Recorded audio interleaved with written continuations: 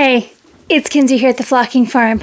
Should you get married young? I have some hot takes. Let's get into it. Hey, I'm Kinsey. I'm a crazy homesteader with a lot of ambitions.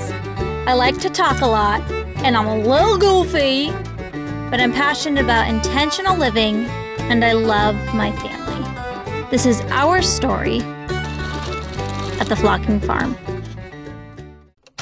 Bit of a disclaimer here because I know that there are some kiddos that watch this channel. This episode is not meant for kids. We're going to be talking about all of the attributes of marriage and everything that coincides with. So heads up to parents because we're going to be getting into all of the different attributes today. The reason why we're having this discussion today is I have felt it put on my heart more and more lately to talk about the issues that I predominantly see perpetrated by our Western ideology and culture. I live in the United States of America, and while there are many things I absolutely love about living in the US, there are also things within our immediate culture that I see as being very problematic that I like to bring to the attention and look at what possible solutions for those might exist. Today we are talking about the idea of getting married young and the idea of love in general and what that means. Allow me to share with you some of my anecdotal experience. I met my husband at 15. We started dating at 17. We were engaged and then married at 19. And now we have been married for almost 6 years, which means I have known my husband for a decade. When him and I were first dating, we went into it with the idea of this being a serious relationship that we would like to see long-term become a marriage. And I had a lot of well-meaning people raise up some serious objections that we're going to be covering today as it relates to getting married young. The big fundamental question is, should somebody get married young? And I won't make you wait to the end of the video for me to give you my answer. And that is primarily, just as most things, it really depends. But what does it depend on? Really has more to do with what are your intentions in entering a marriage versus what your age is. We're going to dive into all of the different aspects of this throughout the video, but realistically, when it comes down to the question, should you get married young? I think for some people that answer is yes, and some people that answer is no. And it really comes down to the foundation of which you are building the relationship upon. I don't think that you can say that there is a proper age to get married, though I can understand why some people are wary when you are getting married in your teens, such as we did. Actually, technically, my husband was 20 and I was 19, but still, we were very young, and they raised some objections that I think that you will commonly hear if you are someone considering getting married in your late teens and early 20s. Before we dive into the objections, I really wanted to touch base on why I think this is an important conversation to begin with, which really has to do with our Western idea of love and commitment in general. I will admit my bias going in is I view the world through a biblical lens. So if that's not how you view the world, you may not agree with everything that I'm saying here, but I will admit my bias up front because that is how I filter the world. And one of the large things that I do not believe coincides with biblical ideology is this idea of true love, soulmate, or the one. And in fact, I think it can be very damaging to generating long-term fulfilling relationships. And here's why. I think a lot of people, especially in my generation, are very concerned or avoidant to the idea of commitment in general because they have been fed this idea from the images, the media, and the culture of one's Prince Charming, one's true love, one's soulmate. And I don't think that you could present to me any proof that that exists anywhere in the biblical scripture. The idea of having to find the one, I think, gets people stuck in an analysis paralysis that doesn't allow them to build a future with a potential partner that could be long-term because they are so concerned if they don't pick the right one that they are ultimately going to end up heartbroken and divorced. Now, I'm not saying that you should make light at all of the choice that you make with your spouse, because it is fundamentally one of the most important choices that you will make in your entire life. You are choosing the person, come hell or high water, that you are going to stick with and get through the rest of your life with. That being said, I think a lot of people are overcomplicating this issue and making it into something large and ethereal that it wasn't necessarily designed to be. Now, I'm not saying that there can't be love and affection, and certainly I feel that for my husband, but I'm saying it cannot be the foundation, the complete foundation on which a marriage is built. It really goes back to mindset. So in a Western ideology, love is a feeling, and this is what we base a lot of our decisions on. And in fact, in our Western culture, we have this idea of falling in love, which in and of itself indicates this idea of a lack of control based on a fleeting emotional state, unless of course you find the one that you are never going to have those emotions flee from. That sounds logical. Now, through my mindset, which I base biblically, I look at what love means in Hebrew, in the language that the Bible was written in. And love is not a feeling, it's not derived solely from passion or lust. Love is a verb. Love is an action. You choose to love someone every day by how you treat them. As anyone who has been in a lengthy relationship knows, you won't always have the warm and fuzzies towards your spouse. You're going to go through ups and you're going to go through downs. That's why the commitment is important. But regardless of how I'm feeling, I choose to love my spouse through my actions. I think a lot of people feel the tingles fade, and then they think, well, the spark is gone and now they were never the one. There is such a beautiful song out right now, and I'll see if I can link it because I do not remember who the artist is. But the lyrics go, soulmates aren't found, they're made. We choose each other every day. We're forged in the same fire. And all of that encompasses this idea of true commitment and real love. Because if real love was about finding the one, why do arranged marriages in the United States have the highest success rates? Think about it. Now, if you want to spark a controversy, put that in a reel on TikTok. Because let me tell you, there were a couple people that were a little upset about that.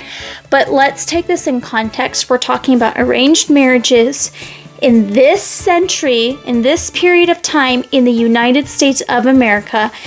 It is not the same thing as forced marriages. It's very different. Arranged marriages are primarily about matching a potential spouse with the family unit being involved, where the ideologies, the religion, the foundation of which the relationship would be built on has a lot of synchronicities.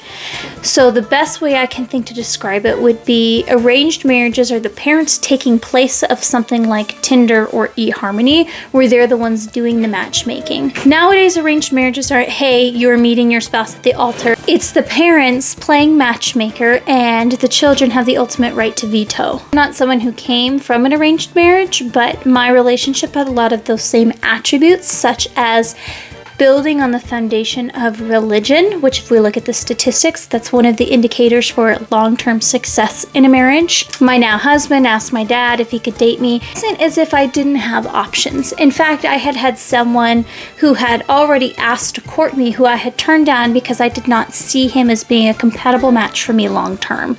And again, I'm not someone who had an arranged marriage, just what I perceive to be a lot of the attributes of arranged marriage. But I think that we should look at this community because success leaves clues. Why are arranged marriages working? In the United States right now, the divorce rate is at about 50%. And with arranged marriages, the divorce rate is 4%. Which brings me all the way back around to what I believe the foundation really needs to be, the intention needs to be if you get married young. Building upon a strong foundation is, without a doubt, I believe, the biggest key to success with marriage. And I look at the communities such as arranged marriages because my idea of the people who enter them is they are not primarily focusing on the Western idea of love, which is to base it off of, like I have said, a fleeting emotional state that is founded in passion or lust. And instead, we're looking at marrying a family unit. The family is far more involved in this because we're looking at what are our foundational beliefs, and is this something that can build into a long-term committed relationship. A strong foundation of belief, I believe, is absolutely the number one indicator on whether or not you should get married young or not. And this, with my husband and I, was tested while we were dating because we thought our families believed very similarly, and as we started to get serious, we found that his family leaned far more traditional evangelical Christian. My family was leaning far more messianic with hints of Judaism, and it forced us to say, what do we believe outside of how we were raised? What are our beliefs, so that we could have a strong foundation to build upon? And are they compatible or are they not? The big thing about getting married young is making sure that the intentionality is there. Have those hard conversations before all of the emotions are involved, because emotions blind us. So the types of conversations that we had were, what are our beliefs? And that got tested fairly early on. Do we want children? If so, how many?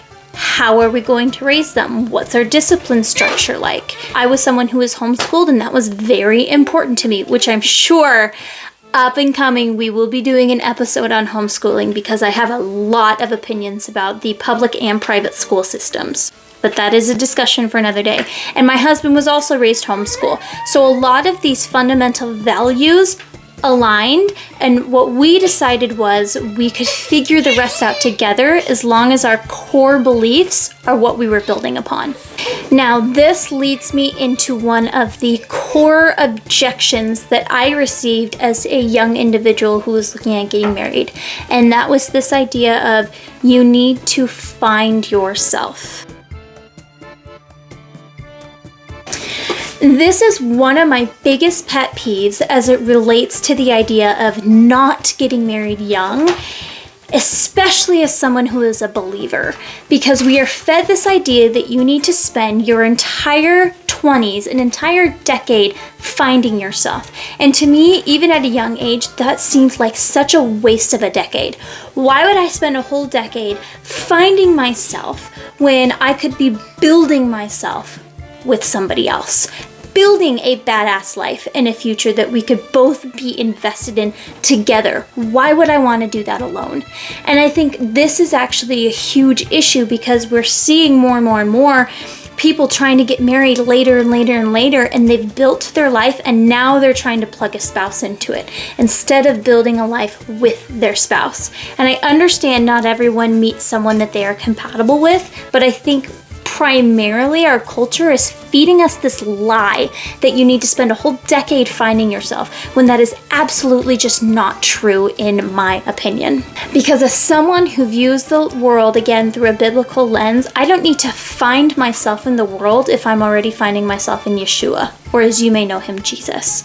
If I am finding my identity in Yeshua and I have a spouse who is doing the same thing, then we can build our future together. If I've already found my identity in him, I don't need to spend my entire 20s, an entire decade. I don't need to waste it finding myself in culture.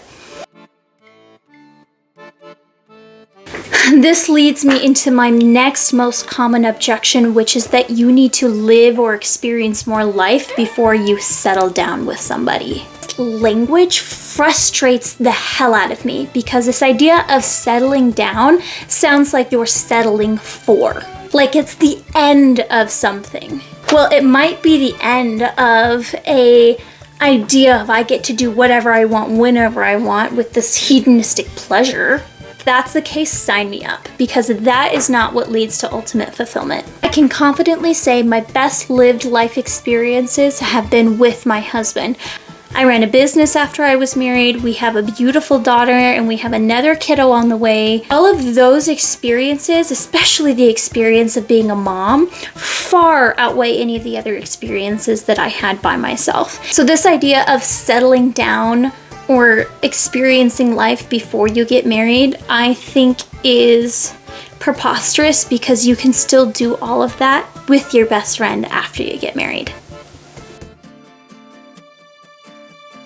Next objection would be to experience other people, or the old and tired adage of you should test drive a car before you buy it, right?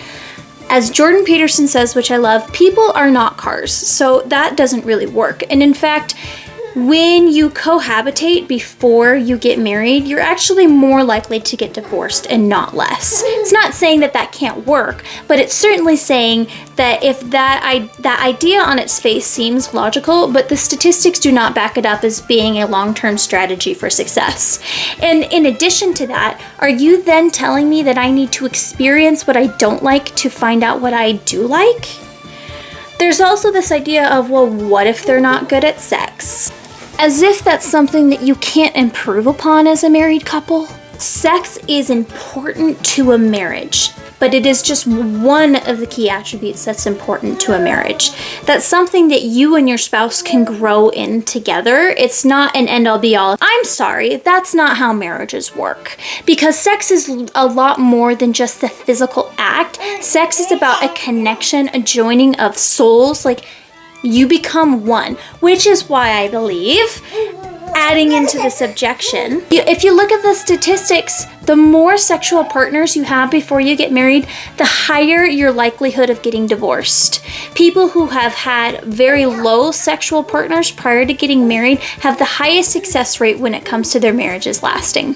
I don't think that you need to have cheap and meaningless sex to understand what it means to have a fulfilling long-term relationship.